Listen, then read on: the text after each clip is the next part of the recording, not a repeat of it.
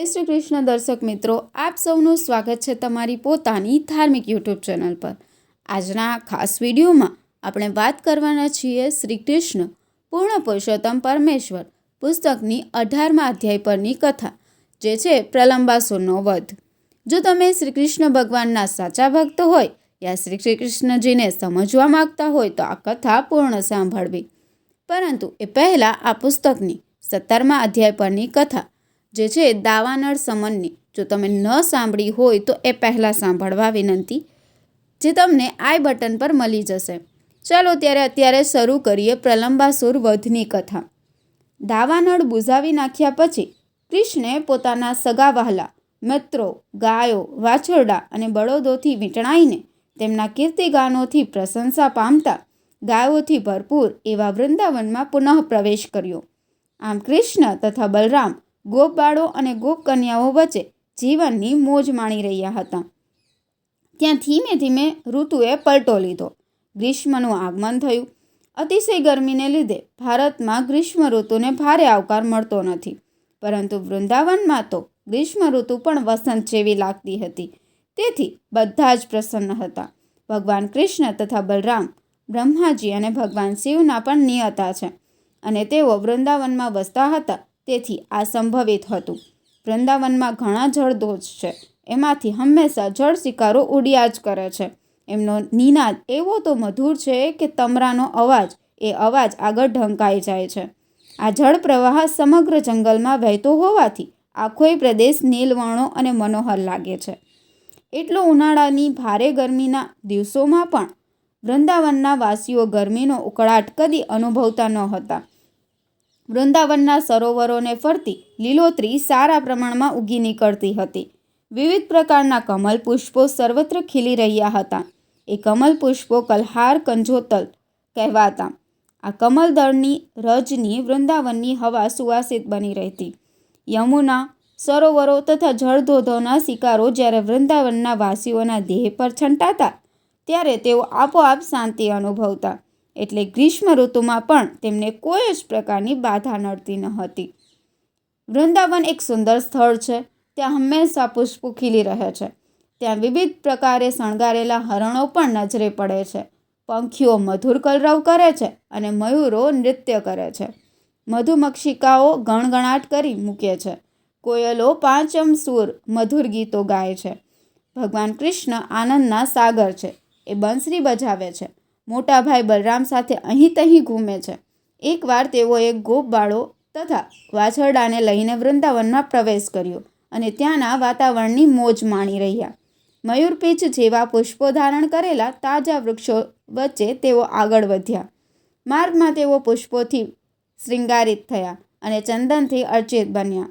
કેટલીક વાર તેઓ ગાતા અને નાચતા, કેટલીક વાર તેઓ પરસ્પર કુસ્તી કરતા।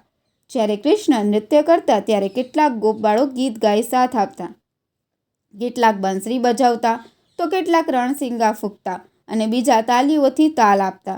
બધા જ કૃષ્ણની પ્રશંસા કરતા, અરે વહાલા ભાઈ, તું કેવું સુંદર નૃત્ય કરે છે। હકીકતમાં આ બધા દેવતાઓ જ હતા। શ્રી કૃષ્ણની લીલાઓમાં સહાયક બનવા સ્વર્ગમંડળમાંથી પૃથ્વી પર અવતર્યા હતા। આમ આ દેવતાઓ ગોપબાળોના વેશમાં વિભૂષિત થઈ ભગવાન કૃષ્ણના નૃત્યમાં સાથ આપતા હતા। એક કલાકાર બીજા કલાકારને વખાણ કરી બિરદાવે તેમ આ બધા કૃષ્ણને સાથ આપી રહ્યા હતા। આ દરમિયાન ભગવાન કૃષ્ણ તથા બલરામે બાબરી ઉતારવાની વિધિ પતાવી નહોતી, એટલે એમનો કેશકલાપ કાગડાના પીછા પેટે વેરવિખેર જ રહેતો। તેઓ બાળમિત્રો સાથે સંતાકુકડીની રમત રમતા, કૂદકા મારતા કે એકબીજા સાથે કુસ્તી કરતા। કેટલીક વાર ગોપમિત્રો ગાતા હોય કે કીર્તન કરતા હોય તો કૃષ્ણ તેમના વખાણ કરતા, વહાલા મિત્રો, તમે ઘણું જ સુંદર ગાઓ છો, તમારું કીર્તન મનમોહક છે। આ છોકરાઓ આંબલી પીપળીની રમતો રમતા, આંધળાપટ્ટી રમતા, એકબીજા સાથે પકડદાવ ખેલતા।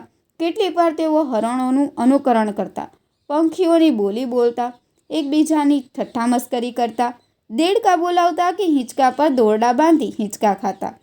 કેટલીક વાર તેઓ રાજા અને પ્રજાની રમતા રમતા। આમ બલરામ તથા કૃષ્ણ તેમના તમામ ગોપમિત્રો હરેક પ્રકારની રમતો રમતા અને નદીઓ, સરોવરો, ઝરણાઓ, સુંદર વૃક્ષો તથા તમામ ફળફળાદીથી સુશોભિત વૃંદાવનના મધુર વાતાવરણમાં વિહાર કરતા. એક વખતે જ્યારે તેઓ પોતાની અલૌકિક લીલાઓ કરવામાં આમ ગૂંથાયેલા હતા, ત્યારે પ્રલંબાસુર નામનો એક મહારાક્ષસ તેમની મંડળીમાં ભળી ગયો.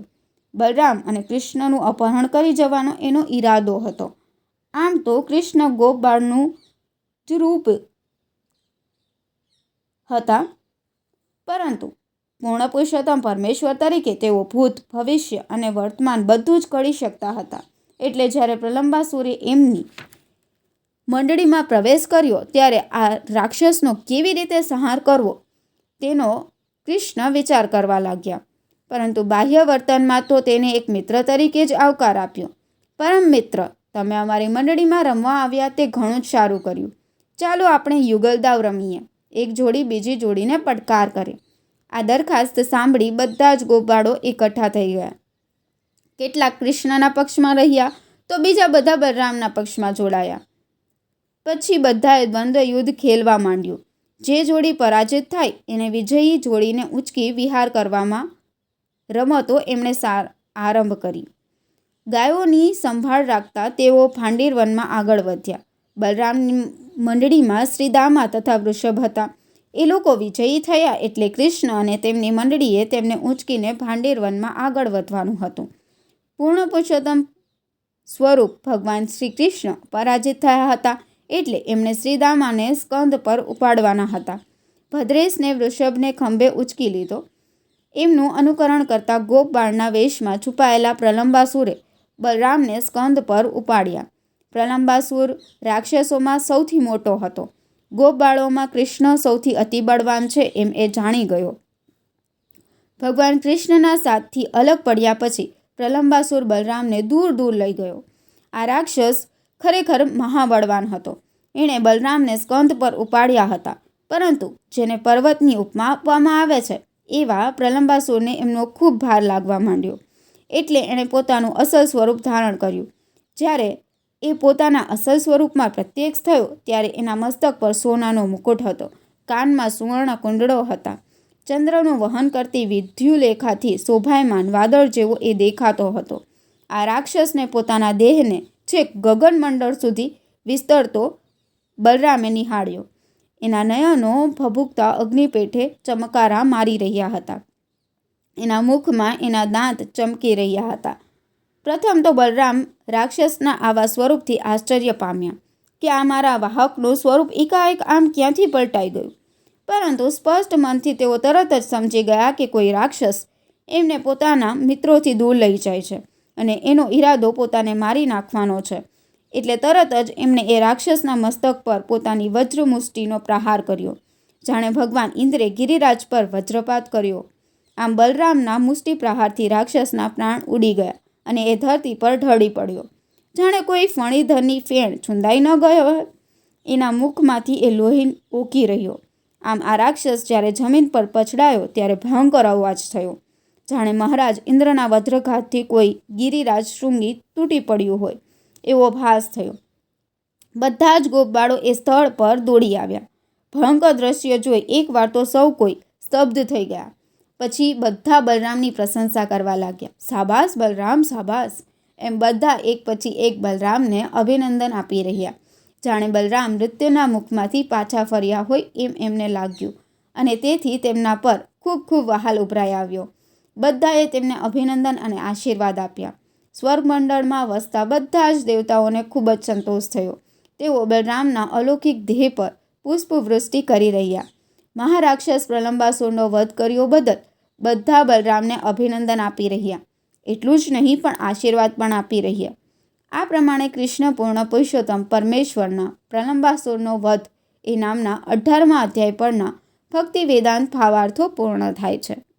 તો મિત્રો, આ હતી શ્રી કૃષ્ણ, બલરામ અને પ્રલંબાસુર વધની કથા. જો તમને આ કથા સારી લાગી હોય તો વિડીયોને લાઇક કરો અને નેક્સ્ટ નવી કથા જે છે દાવાનળ પાનની એ સાંભળવા માટે અમારી ચેનલને સબસ્ક્રાઈબ કરવાનું ભૂલશો નહીં. ફરી મળીએ આગળના વિડીયોમાં. ધન્યવાદ. જય શ્રી કૃષ્ણ.